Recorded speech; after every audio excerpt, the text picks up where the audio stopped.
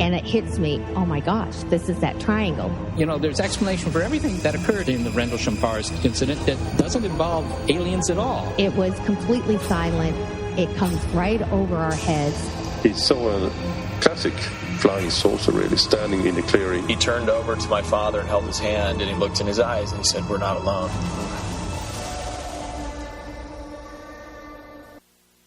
Hello and welcome to the show. I'm Martin Willis, your host. I have some good news and I have some bad news. Well, I have some bad news, but it's actually some great news.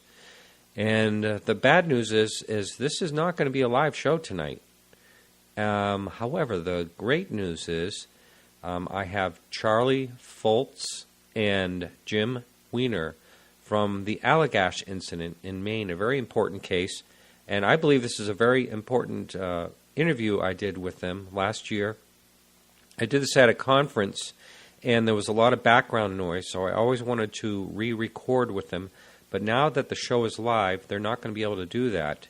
So I edited the version of recording with them. I do apologize for the background noise, but for the most part, it's a great interview, and you're really going to enjoy it. So there's no astronomy bit this week. This is just going to go right into the interview with Charlie Foltz and Jim Weiner.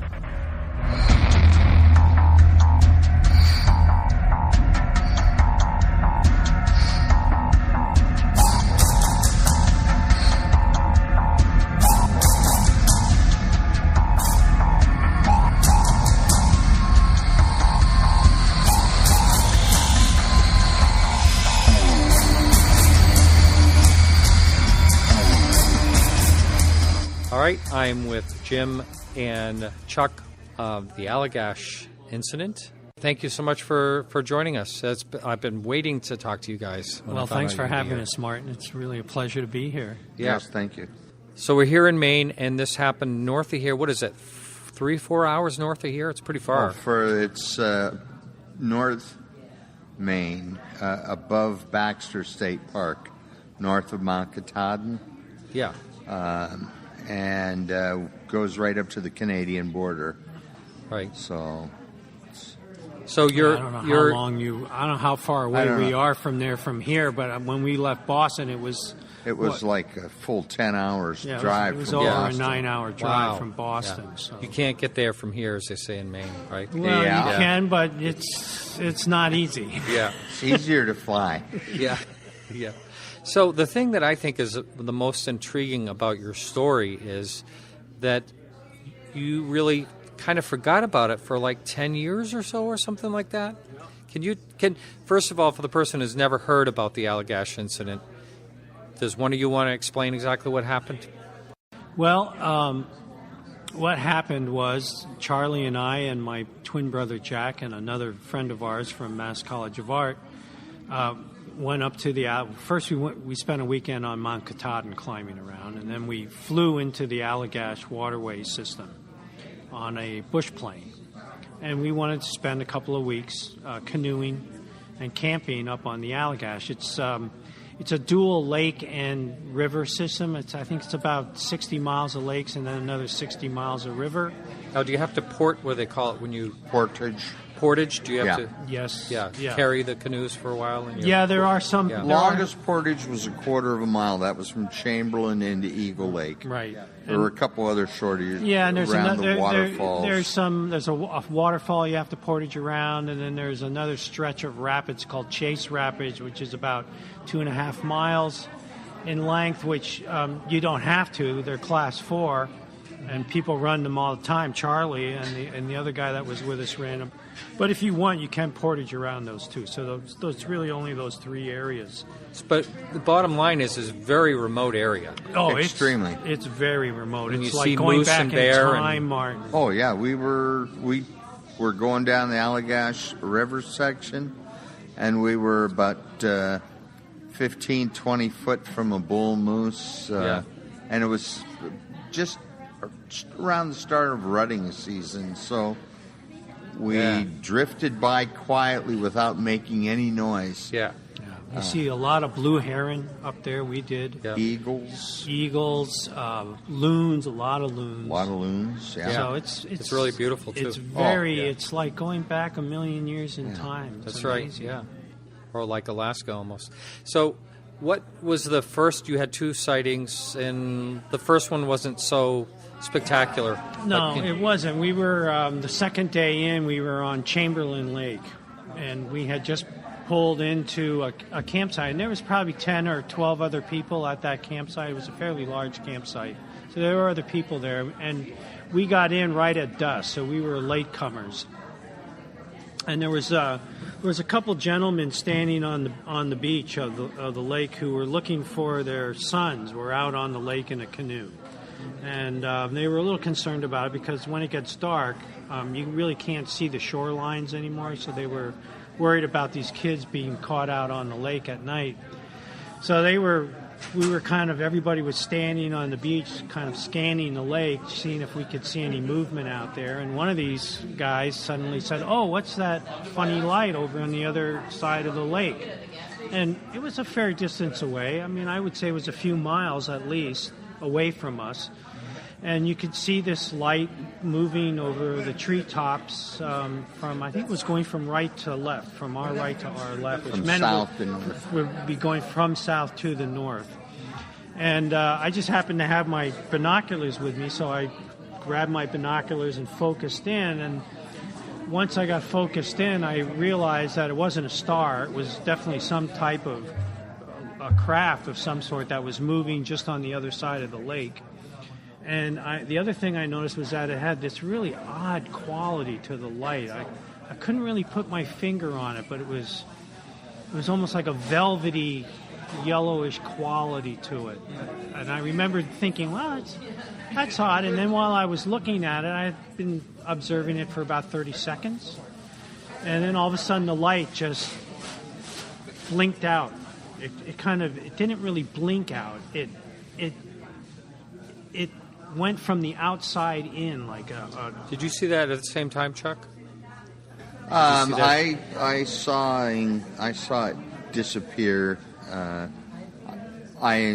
saw it slightly differently, but maybe that's just. Well, I mean, he didn't have the binoculars. Yeah, I got a but really I've good heard look at that this when thing. you're talking about this, I've heard other people talk about the very same situation where all of a sudden it just goes right down to a point and disappears. Yep. Yeah, it's what do they call it? Like an iris, Right. That Yeah. Closes in on itself. That's and I thought, wow, that's winking out. That was really odd, but that's all I thought. I mean, a second later we were back to setting up camp. It was just, So you didn't really think too much about it. Didn't really spend that much time on it. No, because we spotted the 2 missing members of the other party. Yeah. And so then it was, okay, job for the day's done, turn in. Yeah. Yeah. I mean, we didn't really think of And setting up camp and getting food is, your priority. It was just an odd light we saw, Yeah. and that was the beginning and end of it. Yeah. And so then, was it a day or 2 that go by? 2 days. 2 days. So why don't you explain exactly what happened? Well, the next day we went further up the lake system trying to get to Allagash Lake, but were unable to because of the volume of water flowing down from the lake. And so we camped alongside the shoreline north of Chamberlain Lake where the river flows in, and early the next morning went downstream to the portage area and portaged over onto Eagle Lake, which is where we ended up going to Smith Brook campsite, and we set up camp there for the evening. And after we had our camp set up and our bags laid out, we stoked a fire up to last for a few hours to act as a beacon reference point for us to find our campsite, and we went out on the lake to fish. So we were out, it took us maybe about 20 minutes, 20 minutes minimum to work our way through the standing dead trees and other trees in the water to go to an area where we figured had good fishing structure. Yeah, we were on the southern end of Eagle Lake, which was pretty much a swamp-like area. There was a lot of old dead trees, like driftwood type trees sticking out of the water or just underneath the water. And we thought, wow, this is a great place to go fishing. Yeah, that's right. They like to hide in this stuff. Yeah. So we weren't out there long. Once we were going across, and one of the guys on the other, Charlie, was at one end of the canoe. One of the other guys, Chuck Rack, was at the other end of the canoe, and Jack and I were in the middle of the canoe. And all of a sudden, Chuck Rack said, "What the hell is that?" And I could see his face. I was facing him, just like I'm facing you, and I could see his face light up. And I thought, oh, no, the Rangers. We're out night fishing, and the Rangers just got us. So I turned around to see where the light was coming from, and when I turned around, there was this huge light about 150, maybe 200 yards away from us, which was the end of the lake, bordered by tall pines. And just floating above these pines was this perfectly round, spherical, it was a whitish yellow light. So it was like a large ball? It was like a large ball of light, and I noticed immediately that the quality of the light was exactly the same as I had noticed 2 nights previously when I was looking at this other light through the binoculars. I immediately recognized it as being the same, and it was a roiling kind of mist, or almost like if you had a heavy fog or a heavy soup or a porridge that was roiling and boiling. That's the way it was, and it was a whitish yellow. It was very bright, and at times there would be a little bit more yellow in one area. Like at one point, it would look like there was a vertical stripe down. And what about the movement of it? It didn't move at all. It was just floating over the tops of the trees, maybe 20, 30 feet over the tops of the trees, and you could see it illuminating the tops of the trees underneath, and a slight reflection of it coming out over the edge of the lake water. Mm-hmm. So Charlie had the flashlight, and he decided we'd signal it. Oh. We said, let's signal it. Well, just out of curiosity. I mean, it was, it was only about a couple of 100 feet from where we were at this point. It had come up along the shoreline directly toward us, hovering about average 20 feet above the tops of the trees. And when it was directly across from us, I thought, what will it do if I shine a flashlight at it? And that being my major curiosity, after I flashed off a few bursts of light at it, it fired a beam of light from the bottom. Well, first of all, it stopped moving. It was moving about at a speed of a balloon moving through the air. But when I shined the light, it stopped abruptly.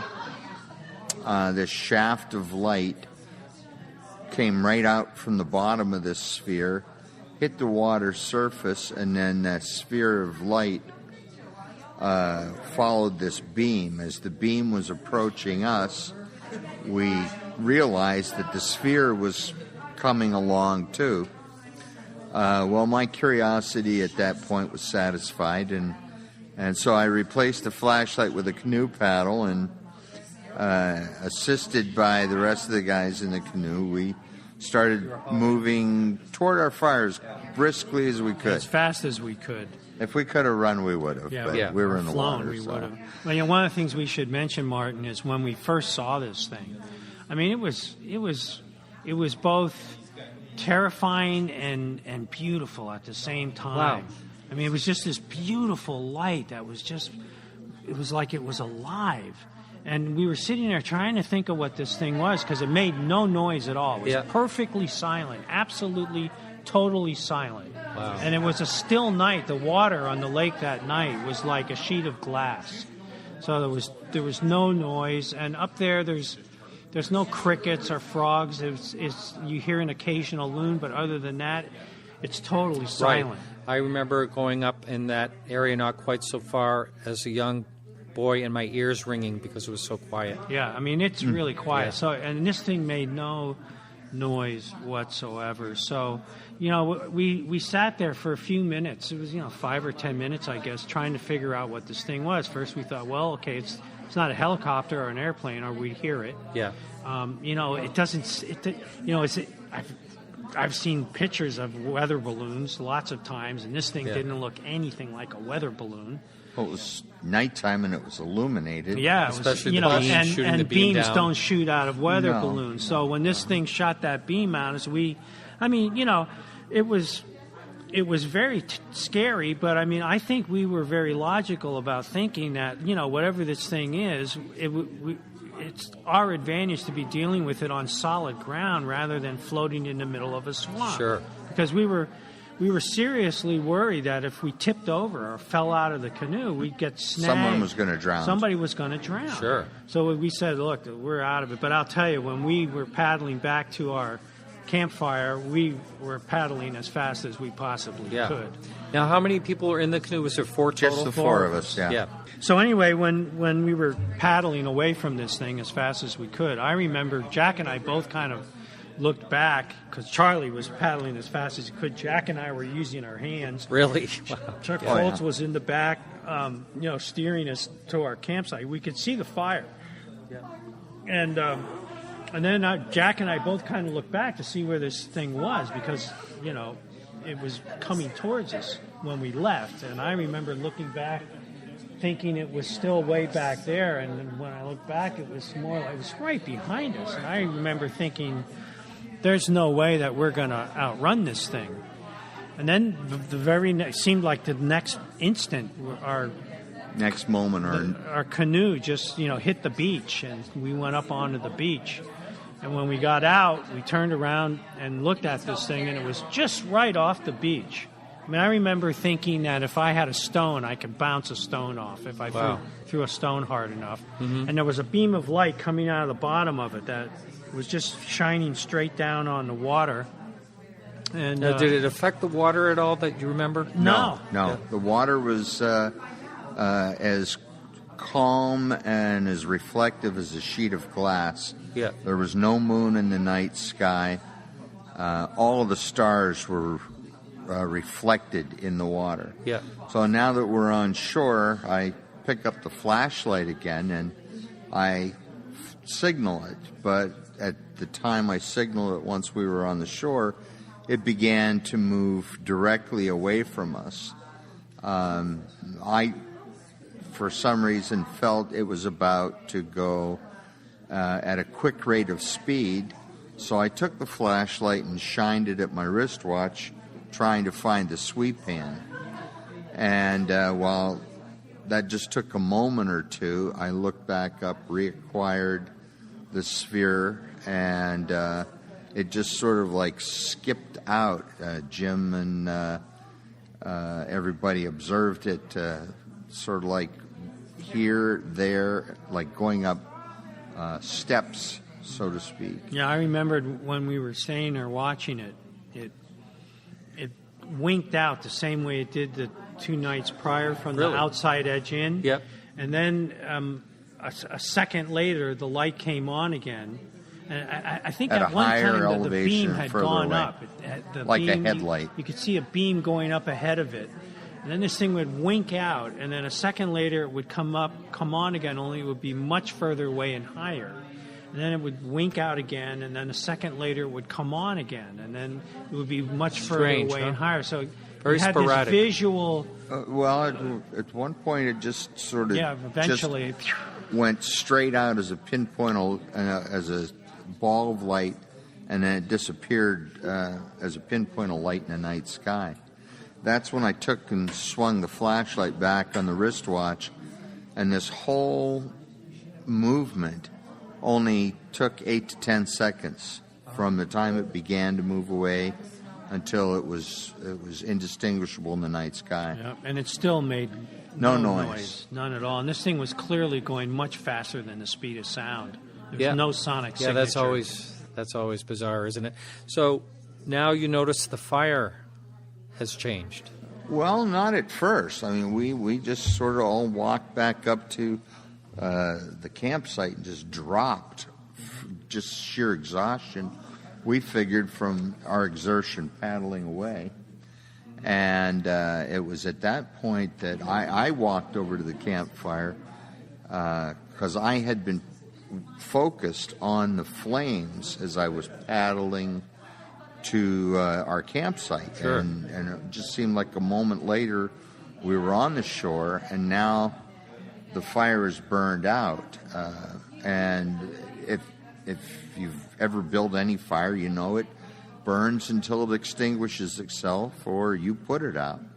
So we didn't really think that what happened to all the flames. This thing was just burning a few moments ago, and now it's out. Yeah, we didn't even think about it. So you swept the flashlight by your wristwatch. Did you notice the time? Yeah. It was a little after 10 in the evening, and we had gone out onto the water just a little after 7 in the evening.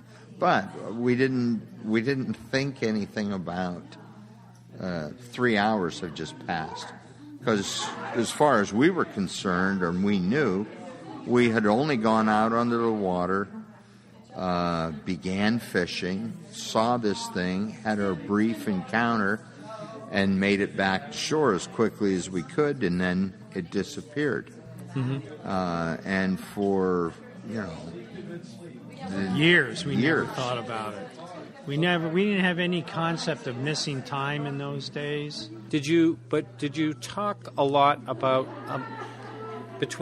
among yourselves, the four of you, about this situation, or did it just kind of fade out? Not that evening. We could. No. The next morning, that's all we could talk about. Yeah. Was what the heck did we just see last night? But we still didn't have any connection at all about the fire. It was just something that never. It was almost in hindsight, it was almost as if we were programmed not to think about it. Yeah. But in a way, you're up there, out in the boonies in the middle of the night. You are active from daylight until dusk, and then you go to sleep.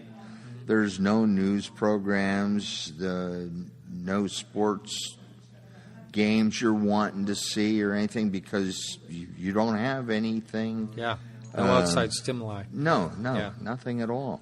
Yeah, but even like that, you would think that since he looked at his watch, he'd say, "Oh my God, it's past 10 o'clock. What happened? We just, we've been out here for a long time." He never even thought of that. Yeah. No, it could possibly have been something that was changed in your thinking. Yeah. Oh. Yeah. Definitely programmed not to even think about it. Yeah. And we didn't for years. Let's talk about years. So years go by, and what happens? Well, 2 years after we came back from the Allagash, I had a bad accident in Calais, Maine. I walked into a closet in a house that didn't have a floor in it. And I fell 14 feet into the basement. Oh, my God. And broke my back in a number of places, and I also rammed my spinal cord up into my brain and suffered some serious brain damage. It took me a long time to come back from, and so for years I was recuperating from this accident. It was basically all I did. And the accident, in addition to the bad back, it left me with epilepsy. I developed temporolimbic epilepsy, which would the seizures would manifest themselves. I always felt like I was having a heart attack. Like, my breathing would become erratic, my heartbeat would become erratic. I'd get chest pains and pains in my left side. So I was always going into the hospital thinking I was having some kind of heart attack. And it took years for them to diagnose it. The seizures started in 1979, about a year after the accident, and I wasn't diagnosed with the temporolimbic epilepsy till 1983. So there was a time period where I was having these episodes of, think something was happening, thinking I was having heart attacks. And every time I'd go to the emergency room somewhere, they'd say, "Well, you're not having a heart attack. We don't know what's wrong with you." And it took them a long time to finally do the testing and diagnose it as temporolimbic. And one of the problems that was associated with the seizure condition was during that same time I was developing these horrible nightmares. I would go to bed at night and I'd wake up in the middle of the night thinking that there was somebody in my room and they would be pulling at me in the bed, and I always felt terrified and felt like there was something malevolent in the room with me. And it got so bad that for years, I literally would go around the house before I'd go to sleep at night, and I'd make sure, whether it was winter, summer, spring, fall, it didn't matter to me. I made sure every window in the house was closed and locked, and I was even padlocking myself in the bedroom because part of me thought that maybe one of my roommates was coming into my room while I was sleeping. For what reason, I have no idea. And so I was getting really paranoid, and I wasn't sleeping. I was terrified to go to sleep. And so because of the sleep deprivation, my seizure activity was going through the roof. And I wound up being admitted into the hospital for treatment because of the sleep deprivation and the increase in seizures. This was around 1988 and 87, 88. So while I was in the hospital at one point, they were doing long-term EEG tests, electroencephalograms. And so I was bedridden with all these electrodes connected to my head, and I was bored stiff because all I could do was stare at the ceiling. And I had asked one of the nurses if she could give me something to read. Well, she went out into the lobby and came back with Whitley Strieber's Communion. Wow. And when I saw the face on there, I didn't know who he was, or I had no idea what this book was about. I just saw this bizarre face on it and went into a fit. I just freaked out. And so a couple hours later, one of the psychiatrists that is in the neural clinic team at the hospital came in and said, Jim, what's going on here? Why did you just have this near fit? And I said, well, I just didn't like that book. I don't know.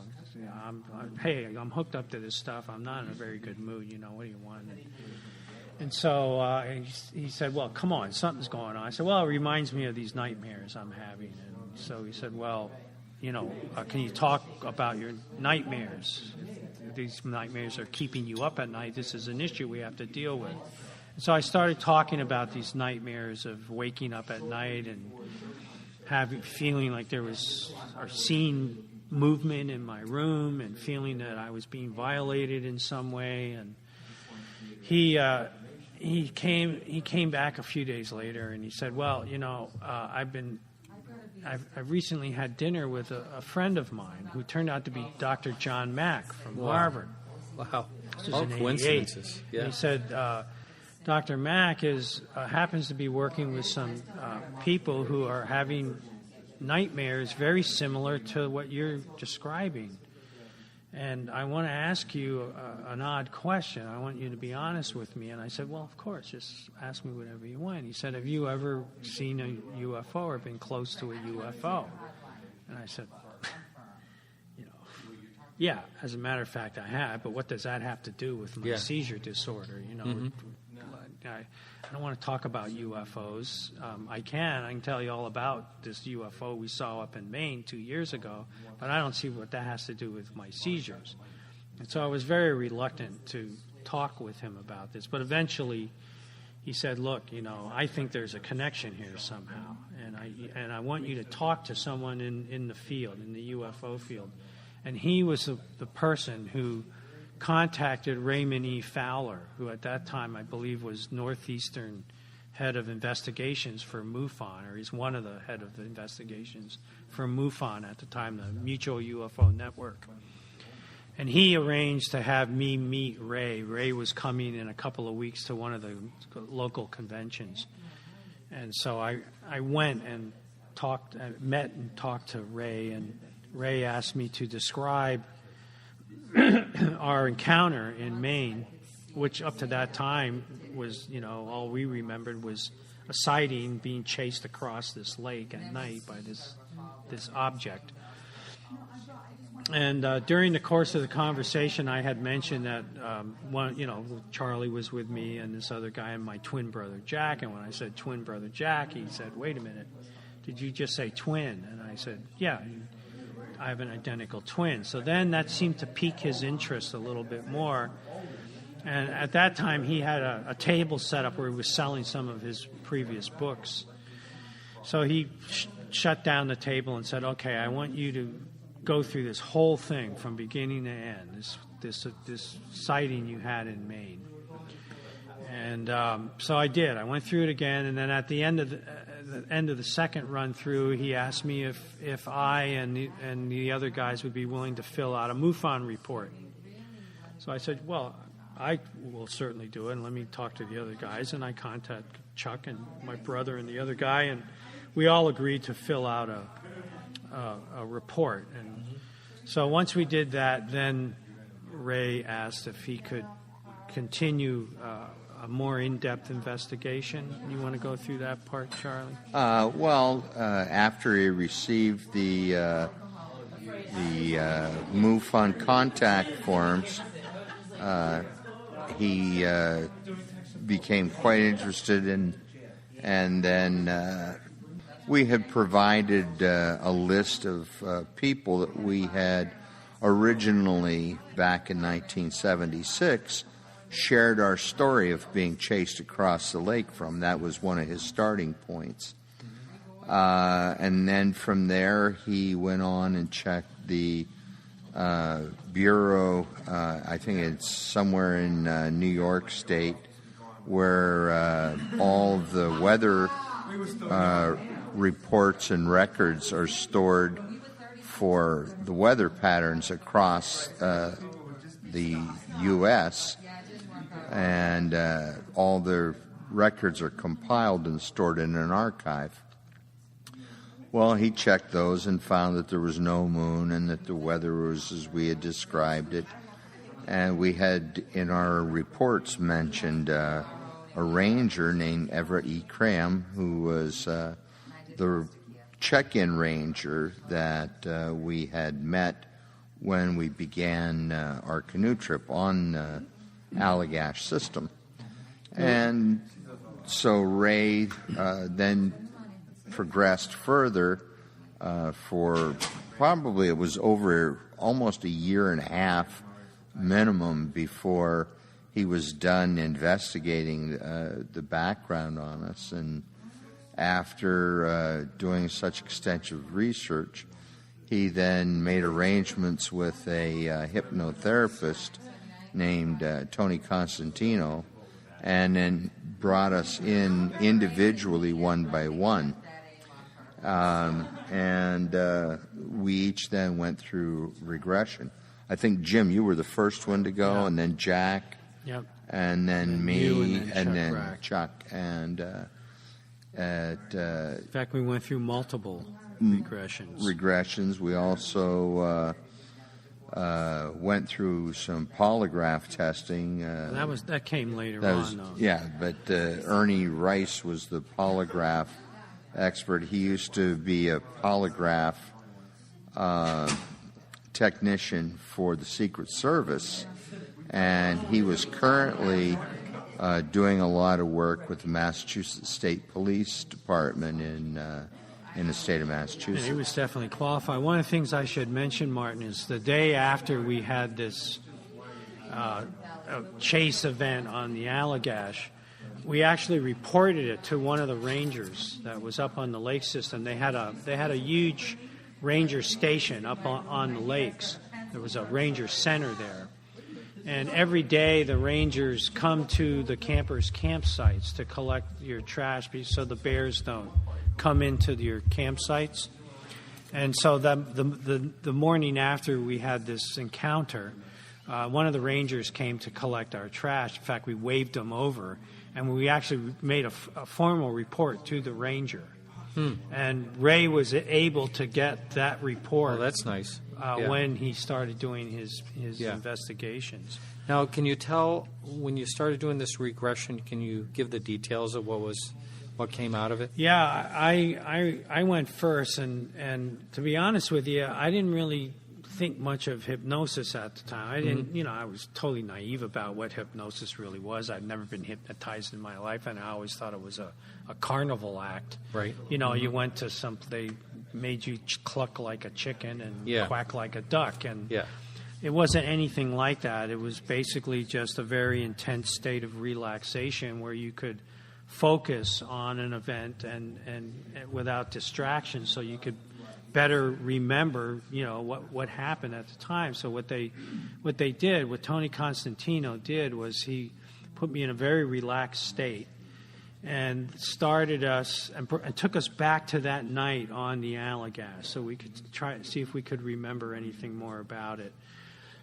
Excuse me. And I did remember a lot more. I remember that when we were paddling back to the campfire, and right after Jack and I had looked back to see where this thing was, at first it was right behind us, and then I looked again, and it was literally right on top of us. And then all of a sudden, this tube of light came out of this thing, and it wasn't a solid beam of light. It was like a straw or a glass made of glass. Yeah, and it was.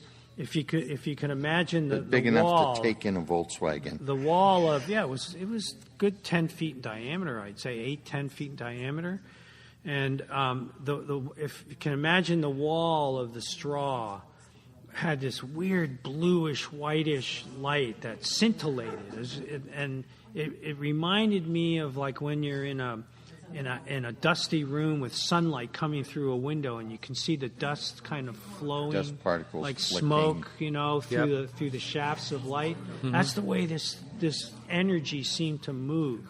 But the inside of it was dark. It was like it was much darker. It wasn't black, but it was dark. Wow. And I remembered looking up this beam, and the craft was like right on top. It was right above us. I remember looking straight up. And at the top of it, it was black underneath, and I remember thinking, "Oh my God, what is this?" And then all of a sudden, I looked back down, and I was facing Chuck Rack, and he was gone. And I was like, "Oh my God, what happened to Chuck? What happened to Chuck?" I thought he fell in the water or something. And then all of a sudden, I felt as if every molecule in my body was about ready to explode. I didn't feel any kind of heat or any kind of pain, but it was more like a pressure or a feeling that there was some kind of energy happening, not just on the surface of my body, but inside every molecule. Wow. And then the next thing I remembered was sitting in a room somewhere with my peripheral vision was all blurred, and I could focus pretty clearly directly in front of me. If I was looking directly at you, Martin, you were in focus, but everything around you was this kind of foggy, as if there was a fog all around it. And I remembered I was sitting, and I was looking out, and I could see my brother Jack standing up, like maybe 10 feet away in front of me, in this room, and he didn't have any clothes on. He was totally naked, and there was these two figures, or I think it was one figure at first, and then another one came a little after. But at first, I noticed there was a figure that was facing him, and it was taking his arms, and it was articulating his wrists and moving his arm around as if it was inspecting his joints and things. Mm-hmm. And I remember thinking to myself, "God, he's going to break Jack's arm if he keeps doing that." But for some reason, at first, I couldn't see the face. Every time Tony Constantino would ask me what the figure looked like, they'd say, "Well, can you see the face?" And I go, "No, I can't make out the face. I can't make out the face."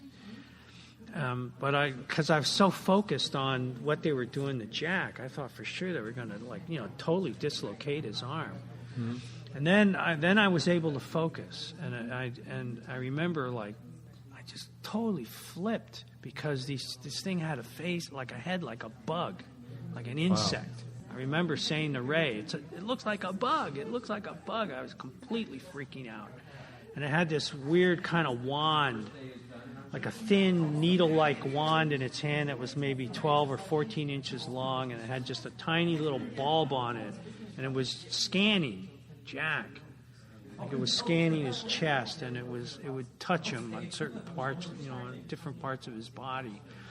And at that point, I just went into hysterics. I mean, I couldn't believe what I was seeing. This thing was clearly not human. Wow. It had an insect-like head.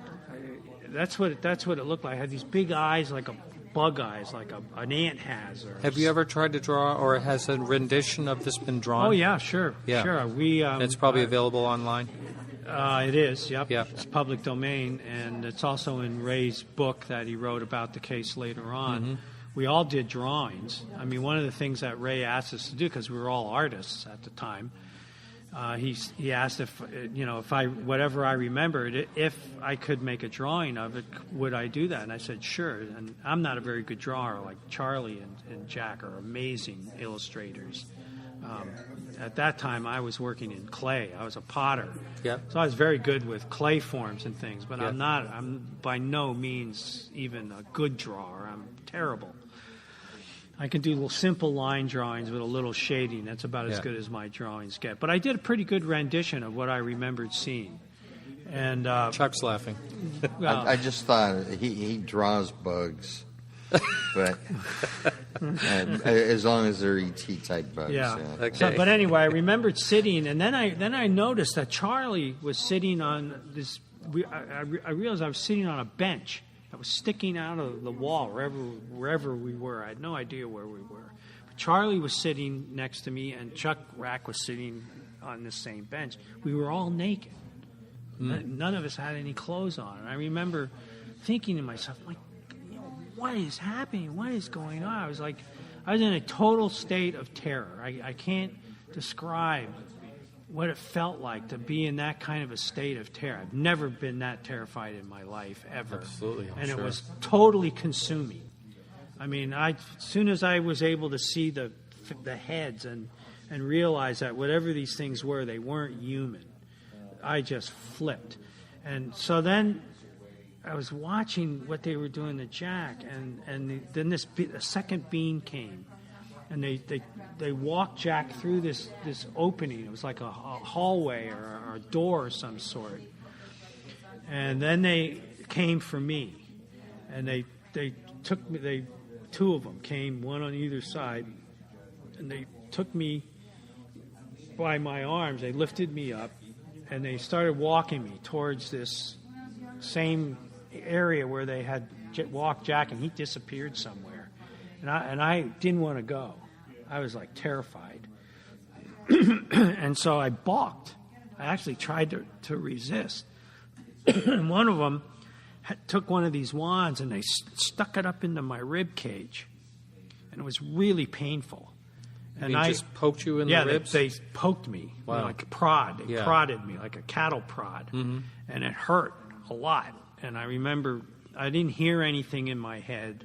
I didn't hear a voice, but I got a clear mental message or an impression that I must cooperate. Yep. I will cooperate. And if I don't cooperate, bad things are going to happen. Mm-hmm. So at that point, I was in a total state of terror, but at that point, the thought came to my head that, whoa, these things are not friendly.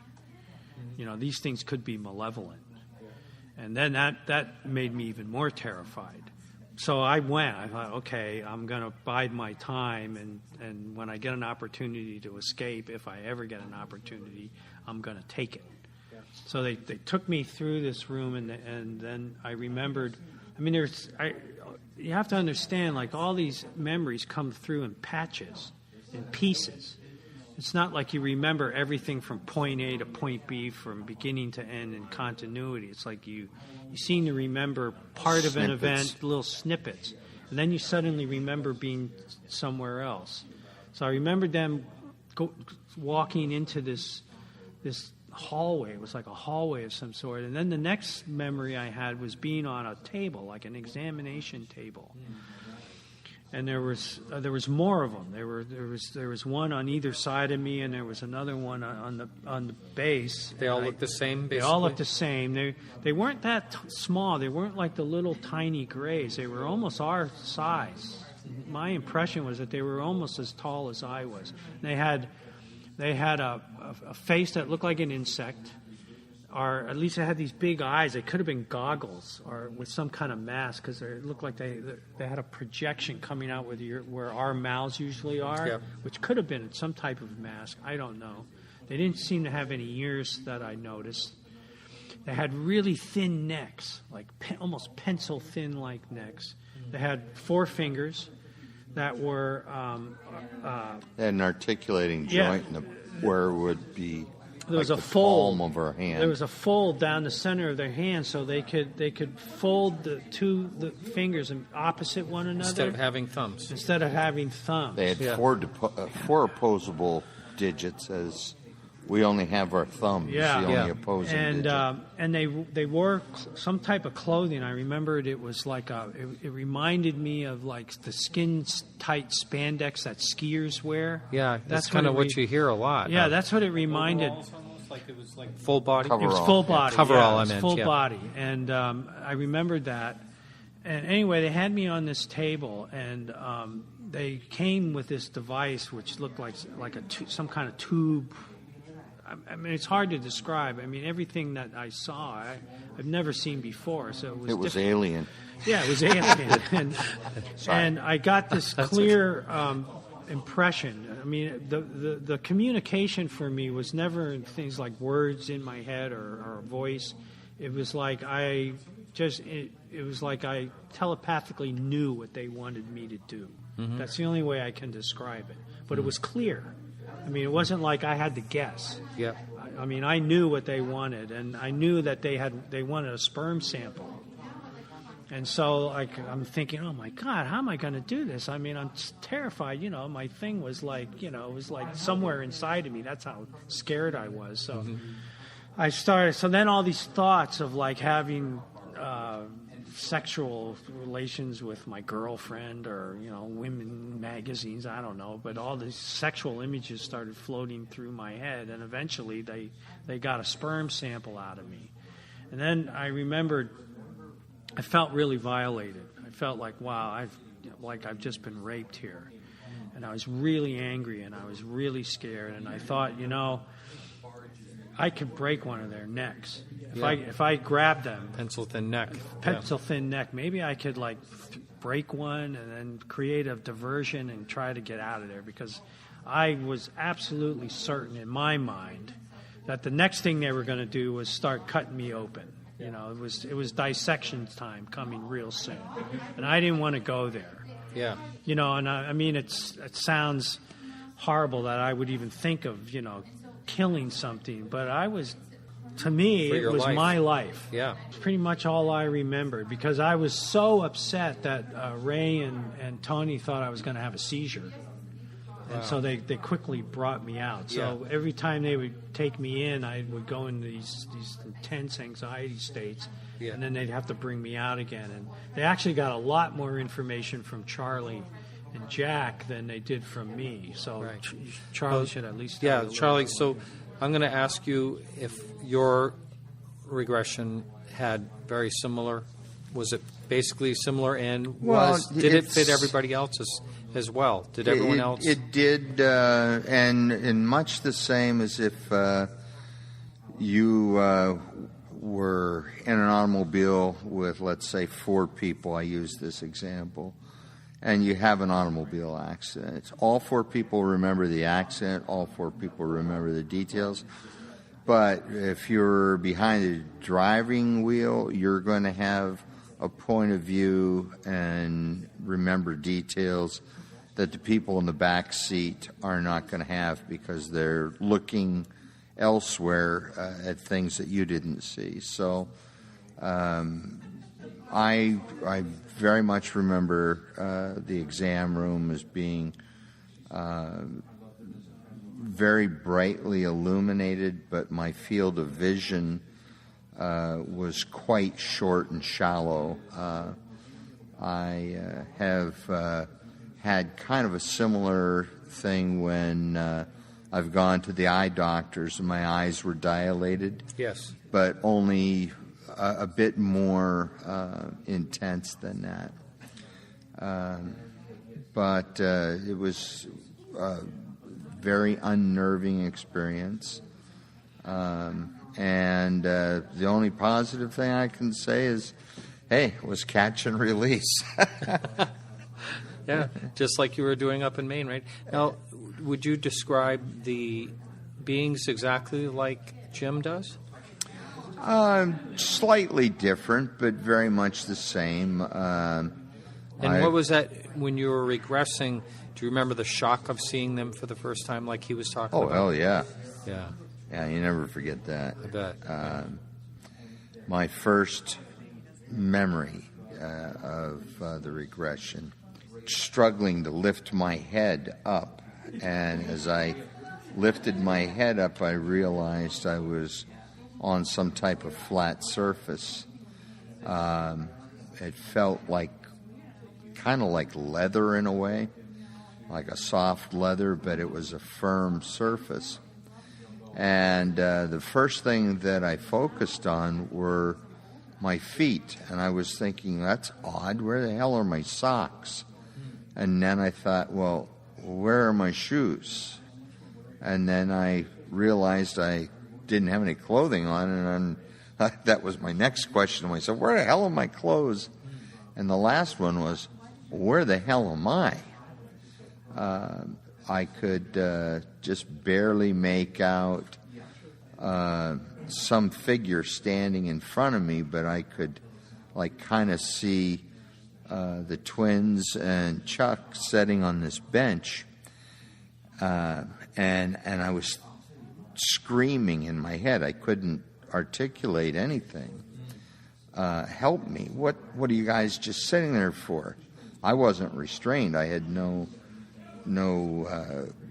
restraints upon me that I could see at all. And as I was fighting to lift myself up and help myself out of this situation, unseen until that instant, there was one of these beings standing right at my head, and it bent forward and made eye contact with me. At which point the only thing I could move was my head, and I tried to move it as far away from this thing as I could, which was just down to the surface of this table I was on, which was only a couple of inches. But when my eyes made eye contact, I had this sensation, very physical sensation of my mind like rushing up to merge with this individual's conscious or something, much like being on a roller coaster and doing the first deep drop and you feel your stomach coming up. Well, I had this physical sensation of my mind dropping up into this being's mind. And I was told to comply and, follow instruction, and I would be not harmed. Thing that comes to mind, if Jim didn't have this accident and then the epilepsy and start having these dreams, do you think this would have eventually surfaced? I do, because one thing that was happening simultaneously, and this is something that is, one thing that, to finish this, you're responding to your question, yes, I feel that it would, because at the same time, Jim was experiencing his nightmares, which were basically flashbacks of this experience on the Allagash. His twin brother Jack was having nightmares at the very same time in Vermont, but Jack could confide in his wife Mary, where Jim is at this point in time very closed-mouthed and internalized everything much more than he does today. So I do believe that it would eventually have come out. One unique thing that used to happen with the three of us in particular, it was kind of uncannily freakish, where I would walk to my phone because I was thinking about calling either Jack or Jim, and I would pick up the phone and I would go to dial and somebody would be on the phone and it would be one of them. And the same thing would happen. They would think of calling me and they picked up the phone and I was already on the line. And that happened for years and years. Wow. And you hear about things like this. People getting a little telepathy out of situations. I mean, that's one thing you do hear quite often. Prescience is another one. People seem to be able to predict future events. Yeah. But there's definitely some kind of psychic change in the individuals. I mean, other things that happened to us was our artwork changed drastically after the Allagash event. Jack and mine's and Charlie's completely changed from what we were doing before. In Jack and mine's case, we also developed these intense, obsessive, compulsive behaviors where in Jack's case he became obsessive about mathematics, different kinds of mathematics, particularly geometries. Wow. And I became compulsive about ancient temples being a form of macrochip technology somehow. And I truly believe that. Wow. And I just knew that somehow that there was a connection. One of the things about Jack, with his consuming interest in mathematics and the way his artwork had changed, his occupation went and changed. He ended up going into the space industry, believe it or not. Amazing. Well, we're out of time. Thank you both so much. And thank you, Martin. We could definitely keep talking about this because it seems like there's a lot more to talk about. Yeah. But anyway, it's been a real pleasure meeting you both. Well, thank you for having us. Thank you, Martin. You bet. It's been a pleasure.